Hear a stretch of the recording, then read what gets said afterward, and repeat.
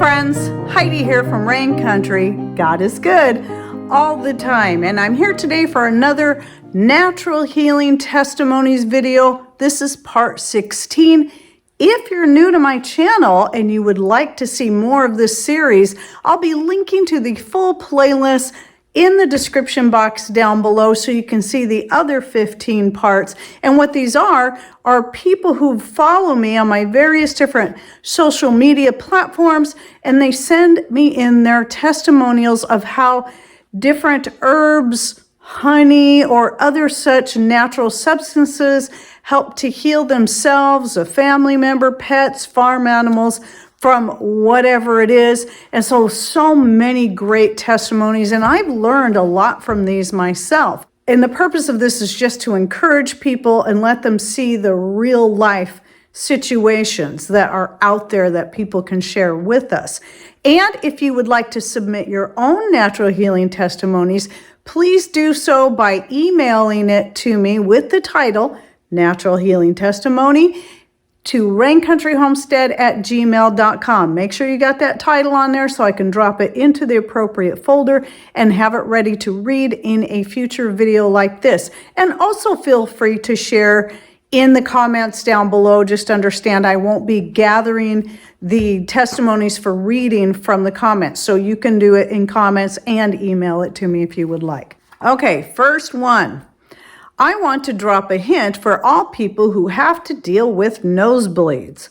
We moved to Colorado from Idaho many years ago, and the dry, high altitude air caused my kids to have bad nosebleeds. I mean bad nosebleeds.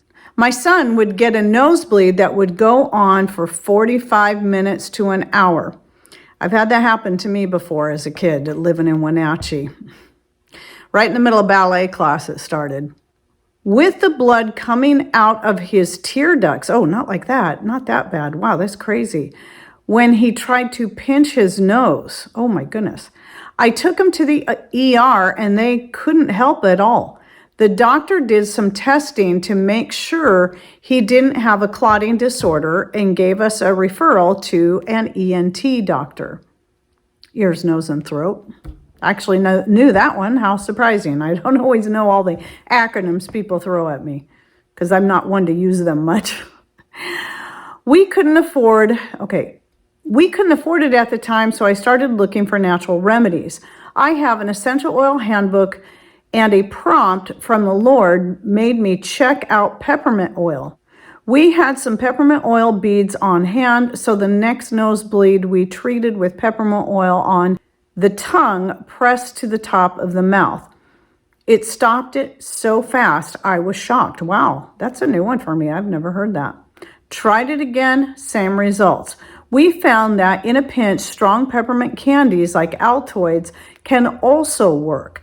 I keep some in my car and purse because we never know when a nosebleed would start. I have met many people over the years that have complained about nosebleeds, and I tell everyone about peppermint. Everyone that has tried it has had the same wonderful results. Hope it helps somebody else. That is really great information. My youngest son used to get a lot of nosebleeds. I think he still does. So I'll have to tell him that. And especially when I was pregnant with my youngest son, and then living in a house that constantly has wood heat, which dries the air out, and you're pregnant, so everything, you got a higher volume of blood, and so your blood vessels are more fragile and easy to break, and I would get nosebleeds so easy. But what I found is simply that really helped prevent nosebleeds in the first place, pregnant or not, whatever the case may be, was always keeping a kettle of water on our wood stove. So that would add moisture to the air. Once I started hanging the clothes to dry in front of the wood stove, that I didn't have to always have a kettle of water going because the moisture coming off the clothes put enough humidity in the air to prevent the drying out. But this is definitely some really good information. And also on the Altoids, years ago, I did find, I can't remember what they're called, but I'll put a picture of them here. Hopefully they're still available. If you're looking for a natural version of that or organic one, They taste a little bit different, but they're still fairly strong. And they have the ginger and the peppermint ones, and they use organic, I think, coconut sugar in them. And so, if you're just looking for something like that, not everyone eats Altoids by the handful anyway, but just a thought. And if I can find them, I'll link to them in the description box. Okay, next one. My natural healing testimony has to do with my daughter's fight against eczema. The problem began when she was 2 years old, and over 4 years' time, the eczema became increasingly worse. We eat and live more clean than almost any family I know, and none of the different organic lotions or treatments were having any profound effect. I tried everything short of going to a dermatologist. I was into bread making and occasionally came across YouTube channels that would use freshly milled wheat.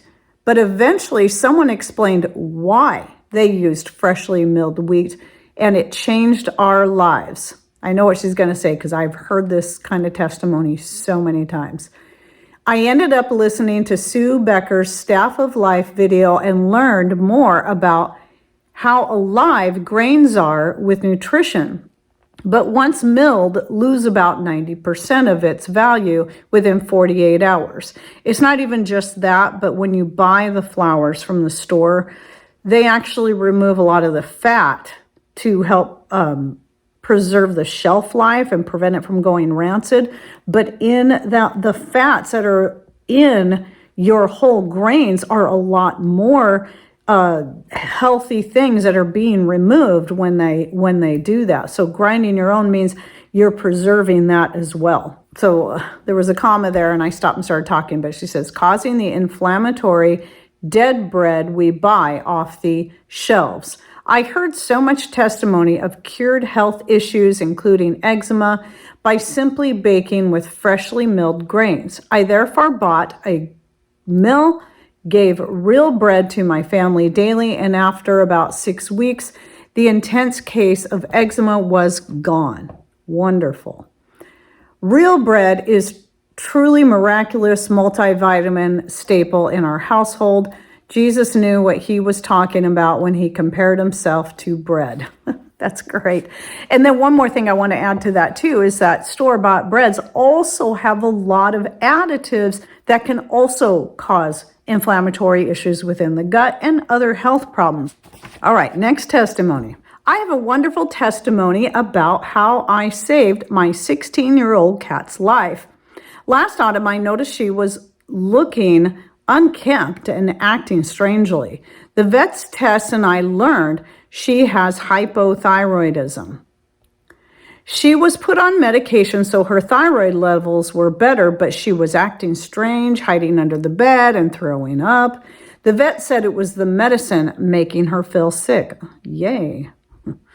So after a few months of trying a bunch of medicines, etc., he finally said that I could try to cure her problems by changing her diet and buying a special low iodine cat food. Well, isn't that interesting? Why wasn't that mentioned at first? So then I got thinking and researching and found this link. And I'm going to try to remember, if I forget, just remind me and comment. I'm going to try to remember to put this link in the description box that she provides. But it's for hypothyroidism, not hypo. So this is for cats with hyperthyroidism. And anyway, it's a list of cat food recipes that you can use. So I began making her own cat food ever since, using the recipe that calls for ground meat and baking it into a meatloaf. I now use a recipe of ground beef, pork, and chicken mixed with cooked squash, ground pumpkin seeds, and a bit of olive oil, vitamin E and B, and a tiny bit of turmeric. No seafood as it contains iodine. I was wondering, when I was saying hypo, I'm like, why not iodine? Is it bad for cats? No, it's because it's hyperthyroidism, and iodine can make your thyroid more active rather than help slow it down. So if you're low thyroid, then for a lot of cases, iodine can help increase your thyroid activity. Once it was baked, I take the meatloaf and mix it with some raw chicken in the food processor. I dollop this onto a cookie sheet and freeze it. Once frozen, I put the pucks into a Ziploc bag in the freezer. She is now very healthy and happy. I hope this helps others. This is just really great. But again, I have to ask the question, why didn't the doctor just say that from the start about the diet? You know, these are questions you got to ask yourself. It doesn't matter if it's a vet. It doesn't matter if it's your family medical practitioner, whoever it is. Okay, last testimony. A few years ago, my family and I were at a decoration. I don't know if that is the right word or if it was a demonstration or a dedication. I'm not sure. But anyway, that's what it says. It could be right or it could be a typo. And one of my sister-in-laws got stung by a red wasp that had went up her skirt. It had stung her 3 times on her right thigh. Good grief. The areas she was stung at swelled to the size of my palm and were very red and hot to the touch.